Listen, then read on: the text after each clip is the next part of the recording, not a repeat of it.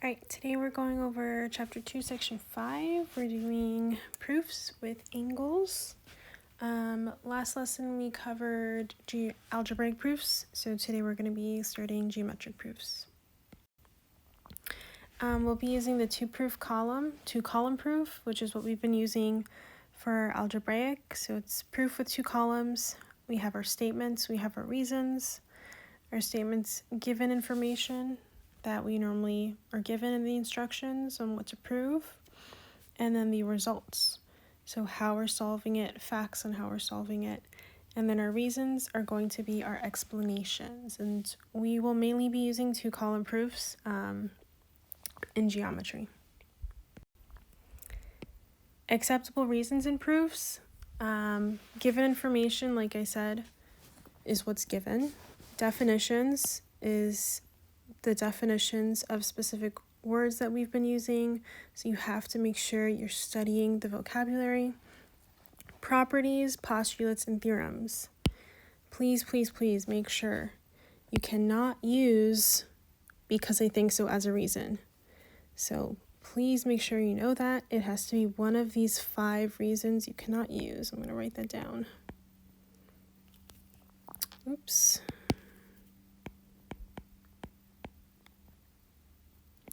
Because I think so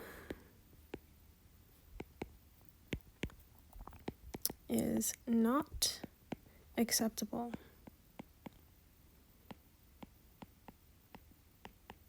You cannot use it. So please make sure you stick to these 5 given information, definitions, postulates, properties, and theorems. Please go back to chapter 1 and also study them because you need to know the vocabulary from chapter 1 and also from chapter 2. Everything that you've learned from chapter 1 will also be used in chapter 2.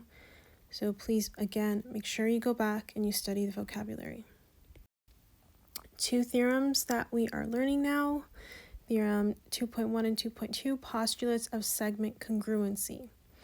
So in 2.4 we learned reflexive. We learned what reflexive, symmetric, and transitive was. We are still using that for these. However, you are either using it for segments or angles. Okay, reflexive is an example of reflexive. I'll write it down.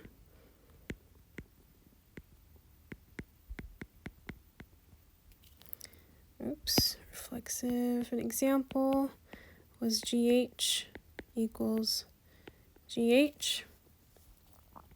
Symmetric. Think of again the line of symmetry, so GH equals HG. And then transitive was like law of syllogism. We're taking at the middle.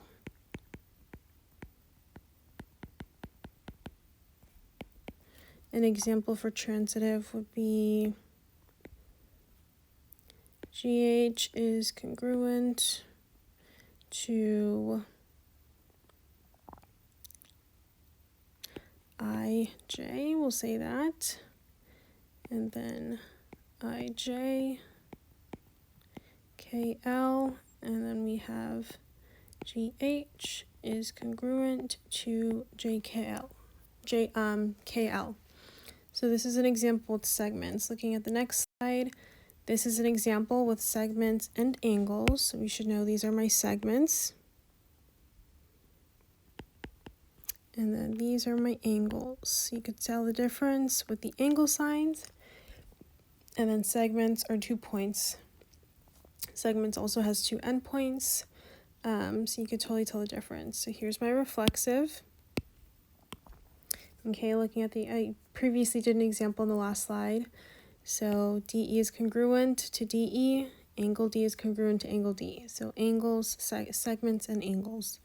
Symmetric property is when it's flipped. So I have DE over here, and then FG and FG. Same thing with this one. I have A, angle A is congruent to angle B, then angle B is congruent to angle A. And then transitive property we said was similar to law of syllogism. So this is going to be where you're kind of blending them together. AB is congruent to CD, and CD is congruent to EF, then AB is congruent to EF. And same thing with angles. Angle A is congruent to angle B, and angle B is congruent to angle C, then angle A is also congruent to angle C. So please make sure you're studying the difference. All right, we're going to go ahead and do an example with the proof. So the given is AC equals AB plus AB. So that's given to us. We're trying to prove that AB and BC are congruent. So looking at the first one, first information is always going to be given. And then looking at the second one, please make sure you guys are paying attention to these. Now it's telling me AB plus BC equals AC. So I'm going to go ahead and look at my diagram that's given. So it's telling me AB right here plus BC equals the entire AC. So this is something we learned in chapter 1. It has to do with segments, okay? I'm dealing with segments, I'm going to have segments. We covered segment addition postulate, meaning if these two are segments, doesn't matter what they are, if I were to add both of them, it would equal my entire line. So hopefully you remember that from the first chapter. Again, you need to study your information. So this, step 2, is going to be my segment addition postulate. I'm just going to shorten it, postulate. All right, looking at the next one. AB plus AB equals AB plus BC. So looking at this, we could hopefully see what changed. I still have AB plus BC, so here's my AB plus BC. Here's AB plus BC. The thing that changed was right here, AC, and then it changed to AB plus AB. How did I know that? How did I know? If you're going back and you look at the first one, they told me that AC equals AB plus AB. So looking at this, this is going to be substitution because I'm substituting my AB for my AB. I'm substituting my AC for my AB plus AB. So this is substitution.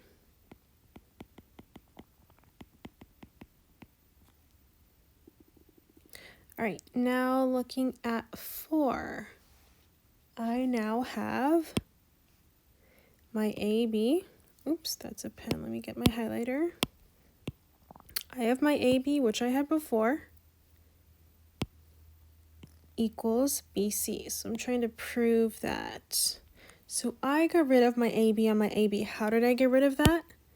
I got rid of that by using the subtraction property. I'm subtracting AB from both sides. I'm canceling them out. So this one, step 4, is going to be subtraction property of equality. Okay. All right, looking at the example number 2, now I'm dealing with the midpoint. M is the midpoint of segment AB. So that's what's given. They want me to prove that AB equals 2 times AM, and AM equals half of AB. So they want me to prove all this information. So like usual, the first one is always going to be given. They gave me that information at the beginning. So specific information here, they told me that M is the midpoint. We have to remember what midpoint means. Okay, so looking at number 2, midpoint is saying AM, segment AM, is congruent to MB. I'm going to look at my diagram. Because they said M is the midpoint, that means both of these are going to have the same measure. Okay, so let's just add a measure. Let's just add 4 and 4, because midpoint means it's the middle. So looking at it, is AM congruent to MB? Yes, then this is definition of midpoint. Okay, please make sure you understand that this is definition of midpoint. Now, we know this. I'm going from an equal symbol. Oops, let me get a highlighter so you could see it. My congruent symbol to an equal sign, and we should know this. This is going to be always definition of congruent, but now we're dealing with segments. Okay, definition of congruent segments. And going to number 4, looking at it, same thing we did in the previous one. They're telling me AM plus MB equals AB. So AM plus MB equals my entire thing, and that was segment addition postulate.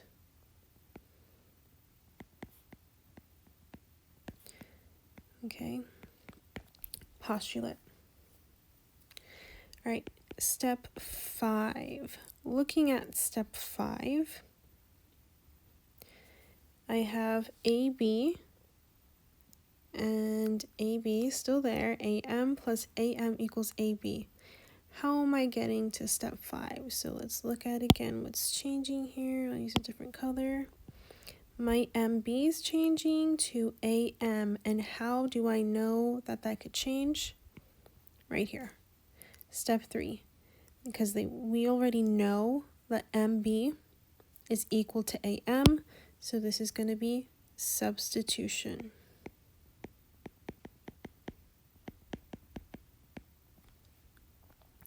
And then looking at 6, all they did, because I have 2 AMs, combine like terms, which is known as simplify.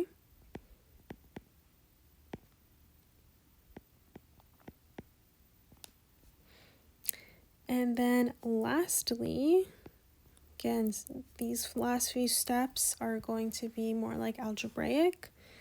They divided both sides by 2 to cancel this out. So this was now division. Property of equality. Oops, because we did it to both sides. This is an example of a 2-column proof using angles, which we'll go over next class. First one, like I said, we know is always given. Okay, we're also looking at what they're giving us. Angle 1 is congruent to angle 2. We're trying to prove that angle 2 is congruent to angle 1. So we should know that your given is always going to be first. If I'm changing from something to a congruent symbol to an equal symbol, we should know its definition of congruency. Okay, it's fine if you don't put angles. Definition of congruency is perfectly fine. Now I'm switching them. Symmetric property. Why is it symmetric property and not substitution? Because all I'm doing is switching the order. Right? And then changing it equal to congruent, definition of congruency. Okay, on your test, you will see it look like, I'm going to give you an example. You're going to have fill in the blank. So looking at it, it's going to look something like this. Let's see, this is blank, this is blank, and this is blank. Let's just say it looks something like this. It will be multiple choice. You're just going to have to tell me what goes there. So it's not going to be fully free response. You will have one free response one. But majority of them, I think there's 3 proofs on the test, will be multiple choice fill in the blank. So please, please, please make sure you study. You have to make sure you're studying everything from the first chapter to the second chapter to this chapter. I will email out a list of words that you have to study that you'll see on the test. So you can kind of focus on those words. You don't need to really... You do have to study the definitions of the words, and you also have to know how to use them if you're using them in proofs. So please, please, please make sure you study. If you have any questions, please let me know. I'm normally after school, but my office hours are Tuesday morning and Wednesday afternoon in room 121. So again, if you need to see me, please make sure you see me and ask questions. Thanks.